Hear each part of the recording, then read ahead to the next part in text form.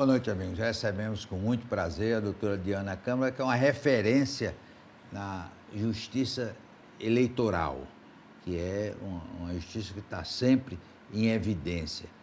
A senhora também, doutora Diana, é diretora da OAB. Diretora de quê na OAB? Bom, na verdade, eu sou presidente da Comissão de Relações Institucionais da OAB de Pernambuco. Eu presido uma comissão, né, que tem outros advogados também, e a gente faz esse braço da diretoria da OAB, do presidente da OAB, da vice-presidente, enfim, do corpo da OAB como um todo, junto com os poderes executivo, legislativo, judiciário, o executivo, né? Enfim, a gente ajuda nas relações institucionais da OAB, então, é uma comissão que tem esse condão de tentar colaborar, trazendo mais direitos para os advogados, né? Tentando ajudar na gestão nessa parte de relações institucionais. Muito trabalho? Bastante, mas é muito gratificante sempre, né? Eu colaboro com a OAB já há muitos anos, sou formada há mais de 15 anos e durante toda a minha trajetória eu sempre busquei colaborar com a Ordem dos Advogados, né? E já passei por várias comissões, já fui presidente da Comissão de Direito Eleitoral, também da Comissão de Direito Municipal e agora eu estou aí pelo segundo ano como presidente da Comissão de Relações Institucionais. Já fui membro de outras comissões também, já fui 3 vezes eleita conselheira estadual pela OAB de Pernambuco, né? Então, assim, minha vida toda eu sempre dediquei aí a dar essa atenção especial para a ordem, porque eu acho que a gente consegue, dessa forma, colaborar com a nossa classe, né, com a classe de advogados e também com a sociedade como um todo, porque a OAB tem um papel muito importante e relevante para a sociedade. Qual é esse papel? Qual é a principal finalidade, doutora Diana, da OAB? Eu acredito que a OAB ela serve muito na questão de buscar uma sociedade mais justa, mais igualitária, né? Buscar também defender os direitos das pessoas como um todo, né? Não, por isso que você vê a OAB sempre envolvida nas diversas questões da sociedade, né? Então, não só nas questões do advogado em si, mas como vários problemas do dia a dia, né? Às vezes a OAB ela tenta buscar com que a sociedade e a cidadania seja sempre, de fato, eficaz, né? Eficiente, né? Então, todos os problemas que você vê surgir, é comum perguntar a opinião da OAB, é comum a OAB muitas vezes judicializar para tentar com que as coisas voltem à normalidade ou que não tenha aí disparidades, né? Às vezes você vê, inclusive, coisas que é para você ver o que a OAB está querendo se meter nisso, né? Como o próprio, sei lá, do ataque de tubarão aos mendigos da Rua do Imperador, aos problemas dos hospitais, enfim, a todos os problemas que atingem realmente a sociedade, a OAB ela sempre vem buscar a superlotação dos presídios, enfim. Então, a OAB ela não só cumpre esse papel social com o próprio advogado, mas com a sociedade como um todo. E defende os direitos do advogado, porque muitas vezes o advogado tem sua ação prejudicada por alguns setores. Cabe à OAB defender a atuação do advogado? Com certeza. A OAB tem um papel muito importante para o advogado. A gente tem uma atuação muito forte na questão das prerrogativas dos advogados. Então, se atingir um advogado, atinge a OAB como um todo, né? Agora há pouco inauguramos, inclusive, todo um setor no prédio da OAB, todo o primeiro andar, para ser a sede da Comissão de Prerrogativas. Então, se algum advogado, na sua atuação, ele for prejudicado, ele for agredido, né, fisicamente, ou até mesmo moralmente, mas até mesmo fisicamente, a OAB está pronta para estar junto desse advogado, para fazer valer todos os direitos da advocacia. Doutor Diana, um assunto polêmico. O exame da OAB. O exame da OAB é fundamental? Fundamental. Olha, a gente teve um aumento muito grande de cursos de direito, né? Agora, inclusive, com uma flexibilização até de cursos virtuais, né? Desse ensino à distância, né? E aí a qualidade do curso, ela cai bastante.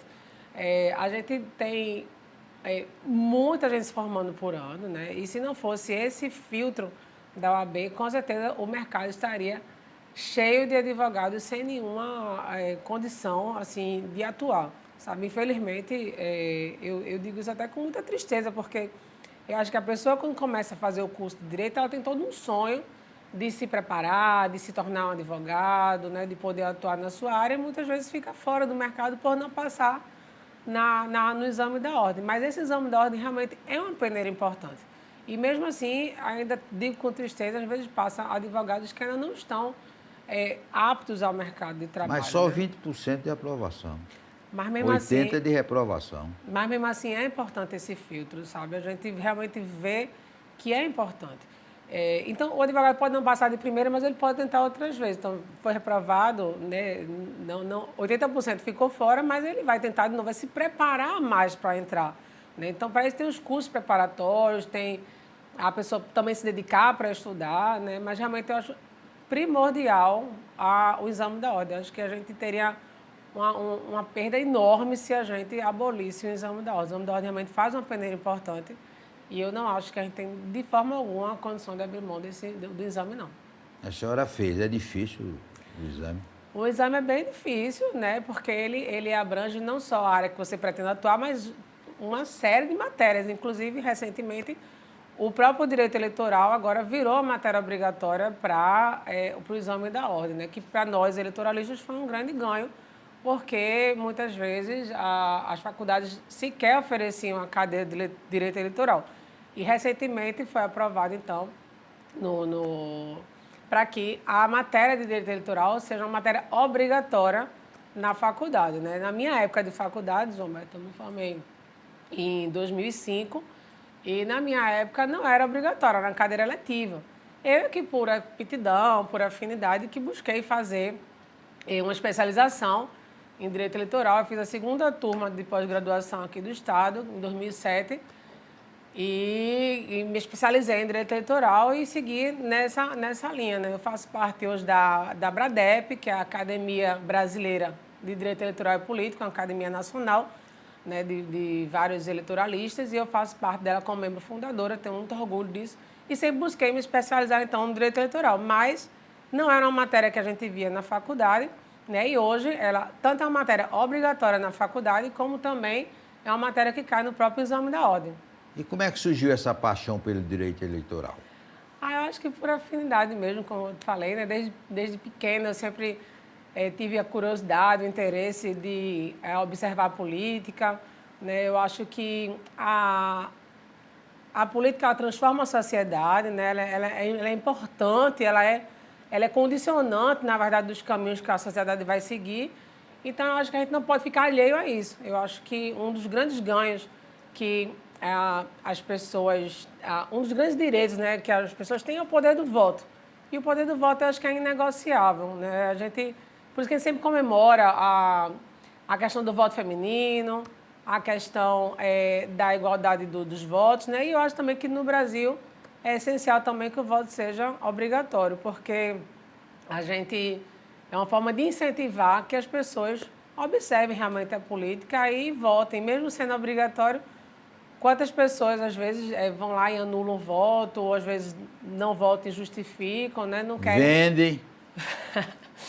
Não leva a sério isso, né? Mas, assim, o voto, a política, a eleição, acho que são coisas imprescindíveis para uma sociedade que queira sempre melhorar, né? E a gente precisa melhorar tanto ainda, né? Então, eu acho que, enfim, acho que foi por isso, talvez, nesse ímpeto aí de entender e de compreender e de ter como norte que a política tem esse viés de levar a sociedade para o lado que for, que eu me interessei muito pelo direito eleitoral e desde pequena, sabe, João Beto? Mas pensa em algum dia ser candidata? Olha... Aí não vai precisar de advogado, já tem uma vantagem, né? Bom, quando era da época da escola, eu fui candidata a representante de sala e era eleita, viu? Era eleita. Fui eleita muitas vezes como representante de sala. Fazia campanha, era? Fazia, e ainda pensava estrategicamente quem é que eu ia colocar na minha chapa para pegar os votos que eu não pegava sozinha, né? Sabida, né? Bom, mas brincadeiras à parte, eu sempre me interessei muito pelas eleições. Vim candidata recentemente na lista do TRE.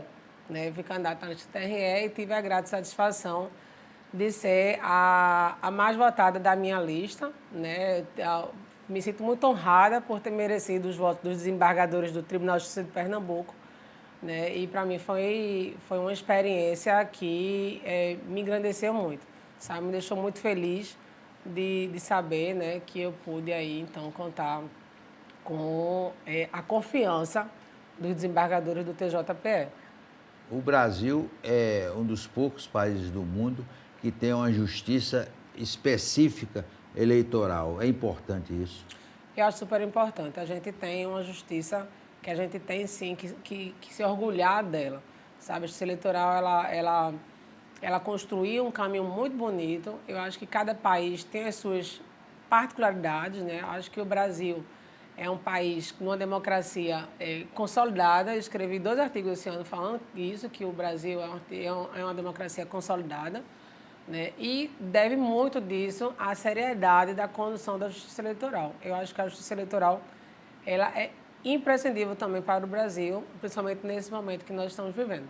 Uma advogada especializada como a senhora trabalha muito no TRE e lá no Supremo?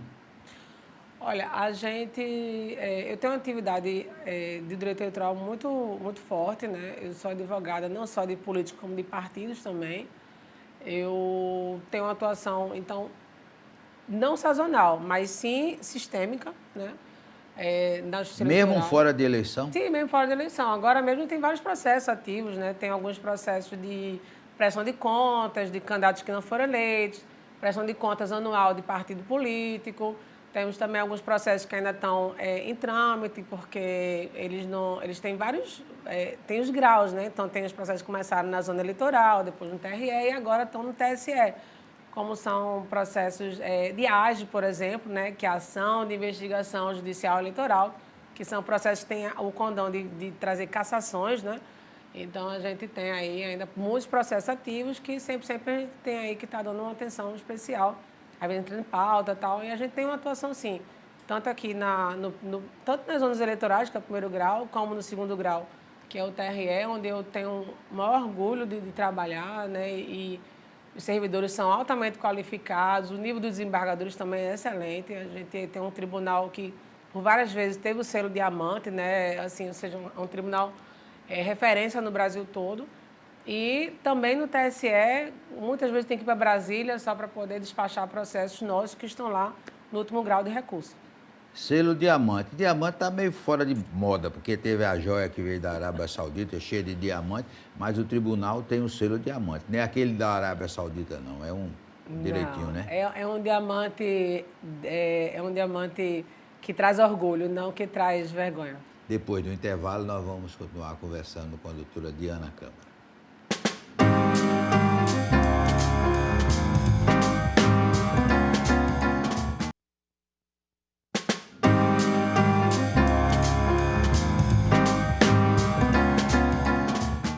Vamos continuar conversando com a doutora Diana Câmara, que é uma advogada eleitoral.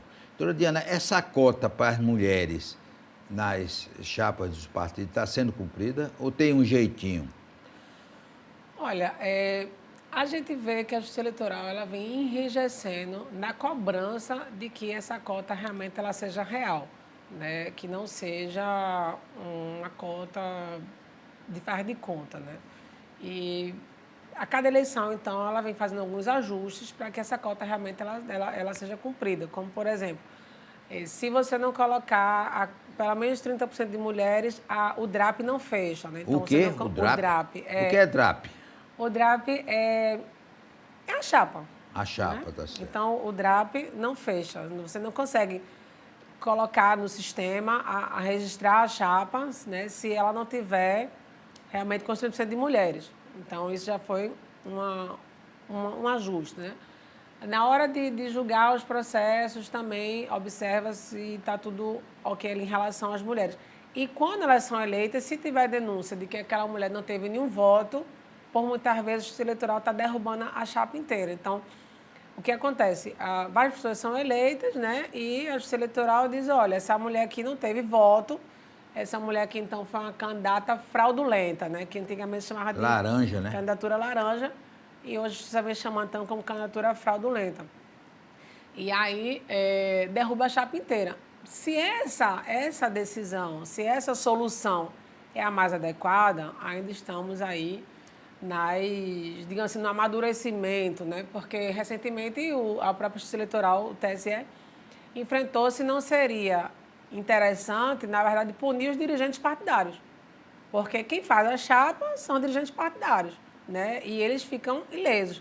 Já os candidatos que participaram, muitas vezes sequer sabiam quais mulheres, quais pessoas estavam também na chapa, não tem nada a ver com isso. E aí você derruba todo mundo, quer dizer, está punindo todo mundo ali, muitas vezes tem as pessoas que estão inocentes, né?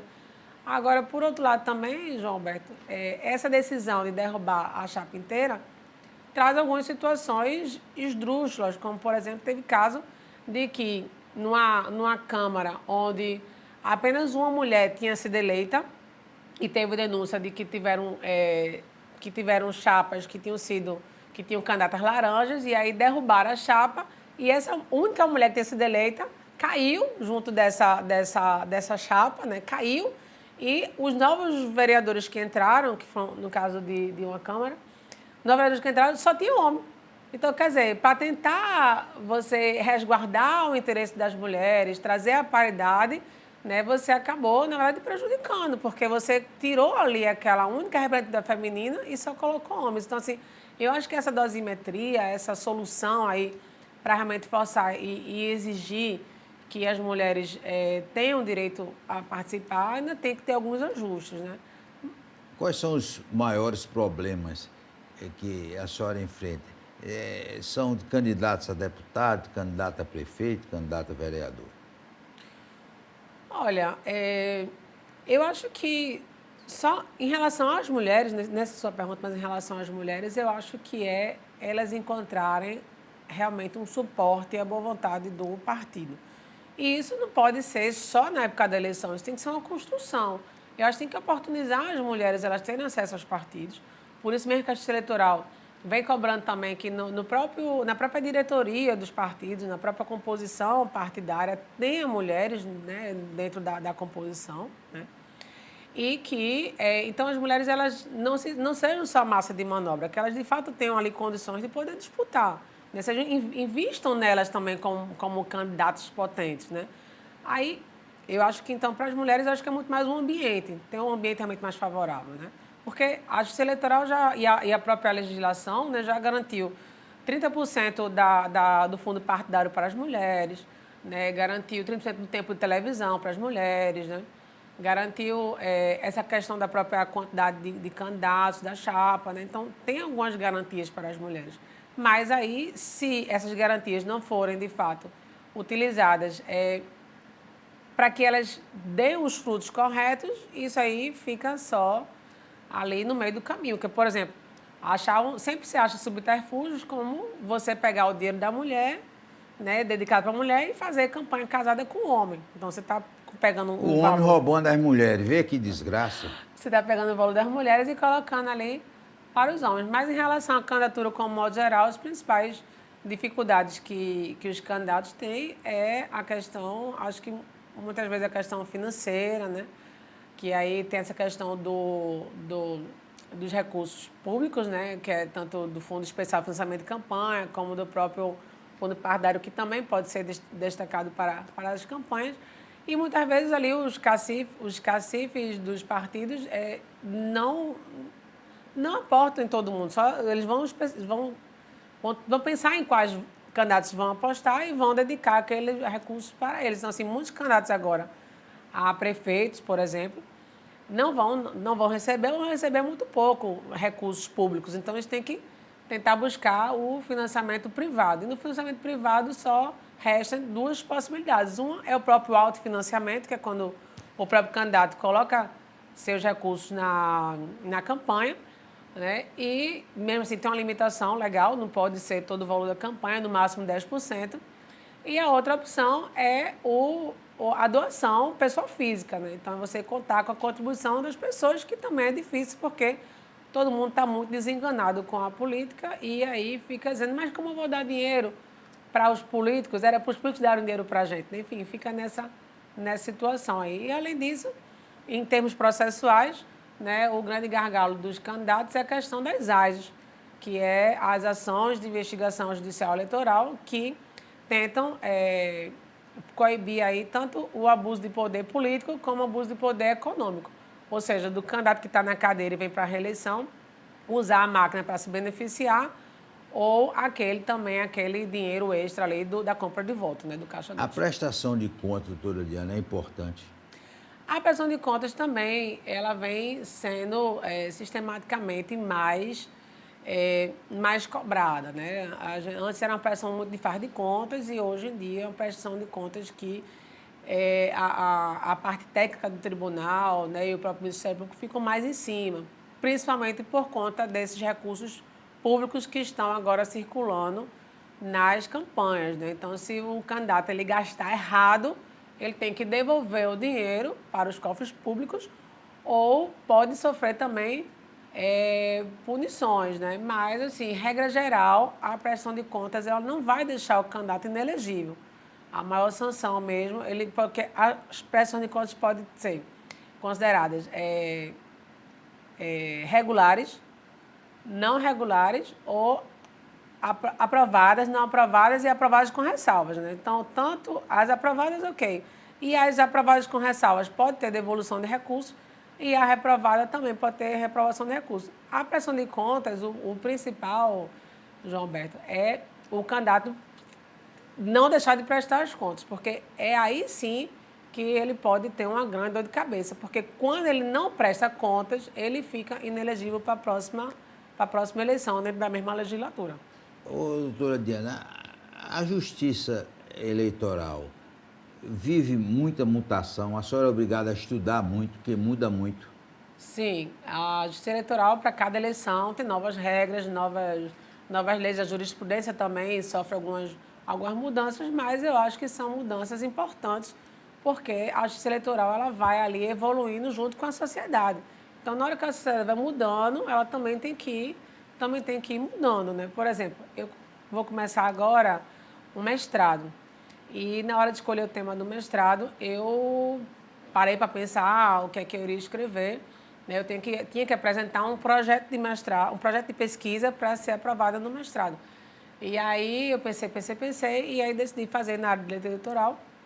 E tinha que ser num tema novo, né? Você tem que trazer uma novidade, né? E aí eu decidi definir meu tema, juntar o direito eleitoral com a parte do direito digital. E aí ficou o tema, a parte de como a inteligência artificial pode colaborar no combate às fake news, que é uma coisa extremamente nova na questão das mídias sociais. Então, ou seja, você tem que somar uma série de coisas para chegar no resultado que vai colaborar, que vai trazer aí um ganho, né? Então, o que eu quero dizer é que é importante essas mudanças da justiça eleitoral, é importante essa atualização da legislação, porque a sociedade também está sempre mudando, está sempre em evolução, né? E hoje em dia, as mídias sociais, as redes sociais, têm um papel importantíssimo para a campanha, né? Tanto é que a própria justiça, reconhecendo isso, para esta última eleição, autorizou o impulsionamento pago, né? Os candidatos eles podiam fazer impulsionamento. Então, tem também uma série de regras para a atuação dos candidatos nas redes sociais. E eu acho isso muito saudável, João Alberto, porque a gente não pode atuar com leis arcaicas. A gente sempre tem que estar aí em evolução. E a justiça eleitoral é rápida ou é lenta? A justiça eleitoral é bastante rápida, né?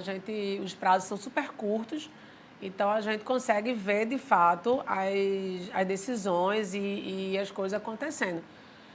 Óbvio que alguns processos mais pesados, né, com mais provas, com mais coisas, às vezes demoram mais para andar, que são casos das AGEs. Às vezes elas demoram um tempo maior.